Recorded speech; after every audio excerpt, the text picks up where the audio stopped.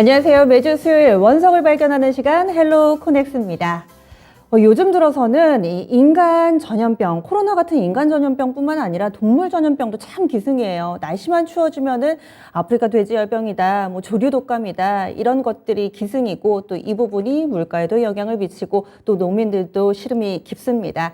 동물의약품 관련 기업 이 시간 소개해드리고자 합니다. 플럼라인 생명과학의 김경태 대표이사 모시고 이야기 나눠보겠습니다. 안녕하세요. 네, 안녕하세요. 네. 동물의약품 관련된 기업들이 이 국내 증시 코스피 코스닥에서도 상장돼 있고 코넥스에는 또 플럼라인 생명과학이 있네요. 어떤 기업인지 소개 좀 해주세요. 네, 제가 저희 회사에 대해서 소개하기 전에 앵커님께 네. 질문 하나 해도 될까요? 물론이죠. 혹시 집에 반려동물을 기르고 계신가요? 저는 이쁜 강아지 한 마리와 살고 있습니다. 아, 그러세요? 네네. 저는 집에 반려묘가 2마리가 있고요. 집사님이세요? 네, 집사님입니다. 네. 그래서 이런 우리와 같이 사는 이 반려동물에게 네. 기존 동물의약품의 한계를 뛰어넘을 수 있는 차세대 동물의약품을 제공하기 위해서 플럼라인 생명과학이 설립되었습니다. 네. 그래서 기존의 동물의약품의 한계를 좀 뛰어넘는다. 회사가 어떤 사업 부문을 구체적으로 하는지 그리고 탄생에 대한 이력이 있다면 그런 것도 좀 설명을 해주시고요. 네네. 플럼라인 생명과학의 사실 전신은 2000년대 초기로 들어가는데요. 미국의 그 당시에 과다한 항생제 사용으로 항생제 내성으로 동물 복지와 인체 건강에 큰 위협이 있었습니다. 이런 문제점을 해결하기 위해서 미국 텍사스 베일러 의대에서 벤처법인이 설립된 게 저희 회사의 전신입니다. 이 회사가 2005년도에 지금 미국에 상장되어 있는 이노비오사에 인수돼서 이노비오 알아요. 네네 동물용 DNA 혁신 신약 기술 기업으로 성장했습니다. 2008년도에는 전 세계 최초로 돼지용 DNA 면역 조절제를 승인받았고 플럼라인 생명과학은 2014년도에 미국 이노비오사의 동물용 자회사에 자산 100%를 인수하며 국내에 설립되었습니다. 네. 이노비오가 어찌 보면 전신이네요. 이 투자하시는 분들은 생소하지는 않으실 겁니다. 미국에 있는 큰 제약업체에서 출발을 해서 이제 또 한국에서 100%로 설립이 된 이런 업체이기도 한데 요즘에 달걀만 살 때 사더라도 무항생제 이렇게 네네. 표시가 돼 있더라고요. 네. 확실히 옛날에는 항생제를 너무 많이 써서 문제가 있었는데 이 부분을 또 해결하는 기술을 갖고 있다고 이야기를 해주셨어요. 기술 차별화 포인트 좀 더 설명을 해주실까요? 네네. 저희 회사가 쓰는 기술은 DNA 의약품 기술 기반입니다. DNA 의약품 기술 기반은 우리가 잘 알고 있는 코로나 백신 때문에 잘 알고 있는 mRNA 의약품과 같이 핵산 기반의 바이오 3세대 의약품 기술입니다.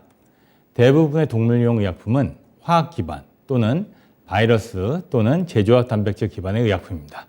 즉 외부에서 생산된 치료 물질을 몸에 투여하는 방식입니다.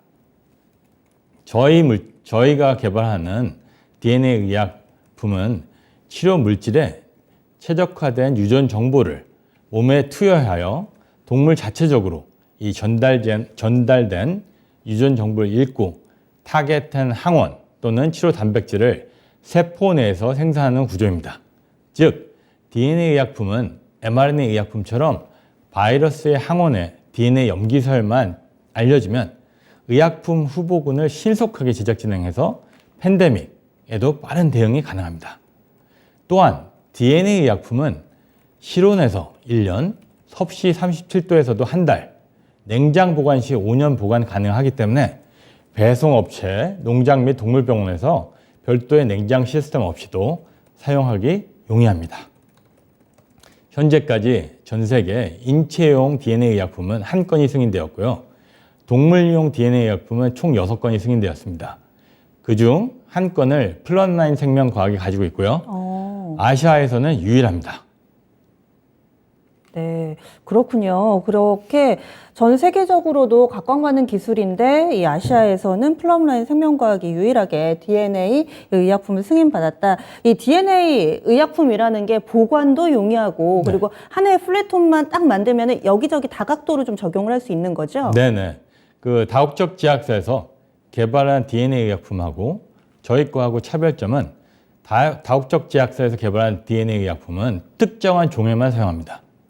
반면 우리의 기술은 동일한 플랫폼 기술로 반려견 면역 조절제부터 아프리카 돼지열병 백신까지 개발 가능한데 그 이유는 정확하게 그리고 또한 최적하게 제작된 DNA 시퀀 기술과 전달체 기구로 다국적 제약사 기술보다 높은 T세포 반응을 유도할 수 있기 때문입니다. 또한 플랫폼 기술은 이전 의약품 승인 단계에서 안전성 평가가 이루어졌기 때문에 동일한 플랫폼 사용 시 안전성 리스크가 최소화됩니다.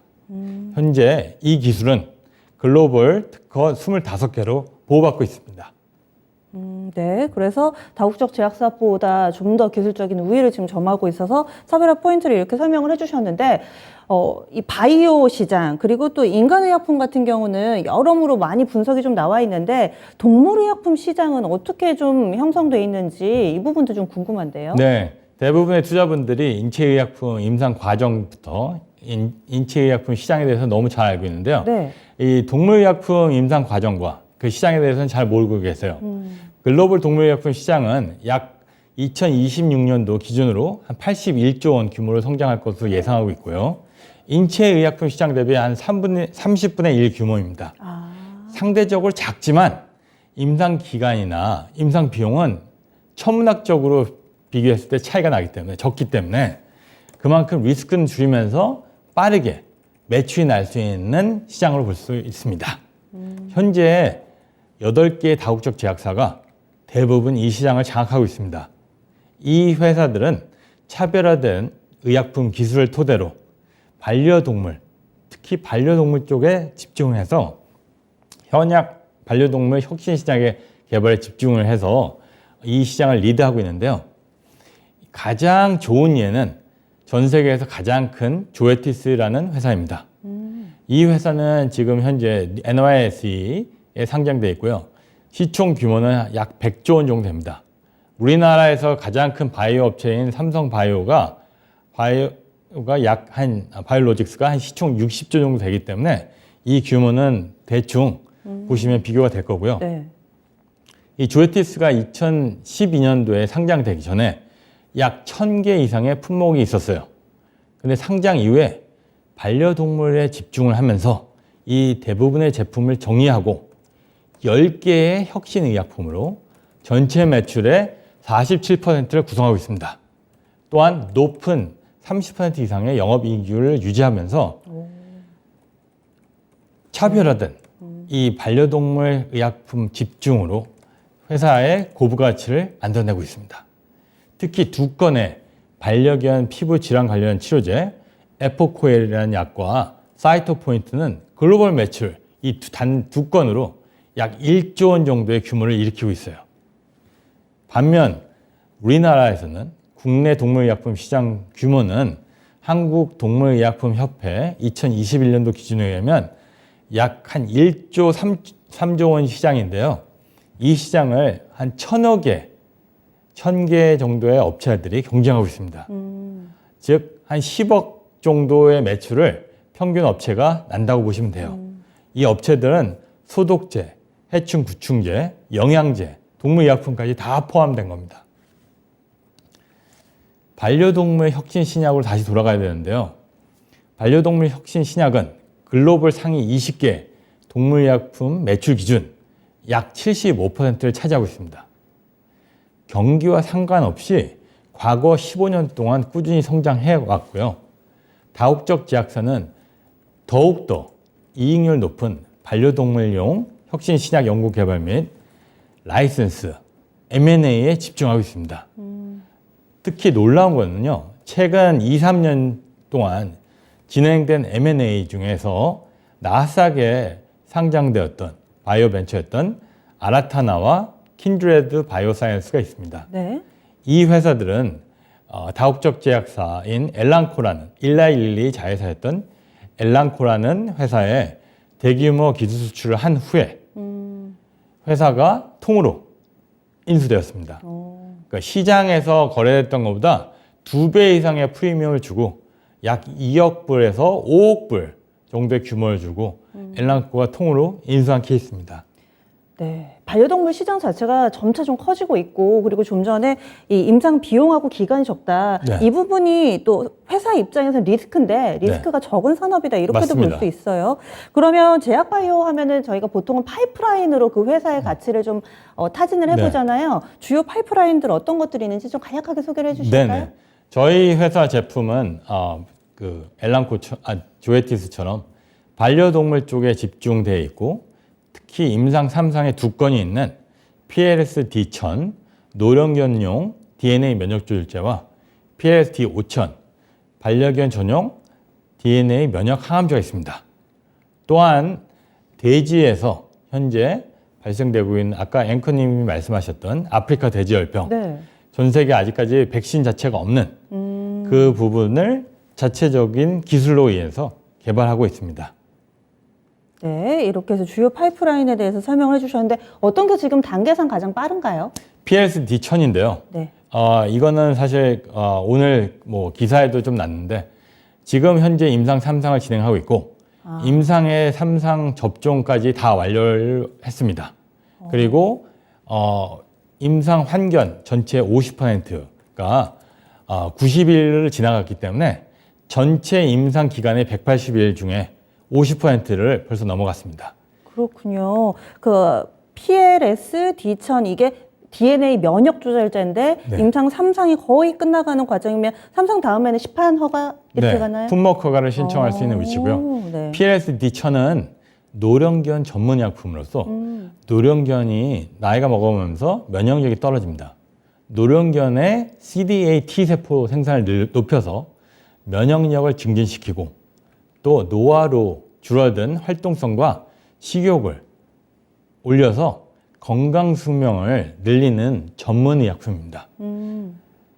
그렇군요. 확실히 사람들도 노령화 시대에 많이 접어드는데 요즘 들어서 강아지들도 상당히 노령견들이 점차 많아지고 있다고 하는데 큰 시장을 노릴 수 있는 이 약도 기대를 모으고 있습니다. 이렇게 쭉 플럼라인 생명과학의 이 하는 일, 그리고 또 앞으로 어떤 파이프라인을 기대해도 좋을지에 대한 이야기를 들어봤는데, 앞으로 비전은 어떻게 가져가시는지, 또 저희 방송은 아무래도 주식 투자하시는 분들이 많이 계셔서 앞으로 이전 상장 계획은 없으실지 이런 것들이 좀 궁금한데요. 네네. 저희 플럼라인 생명과학은 바이오 기업으로 아직까지는 매출이 없는 상태입니다.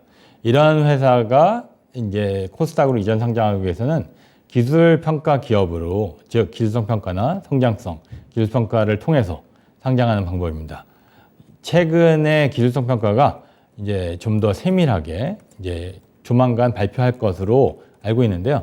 상업적인 부분이 좀 더 보강되는 것으로 알고 있습니다.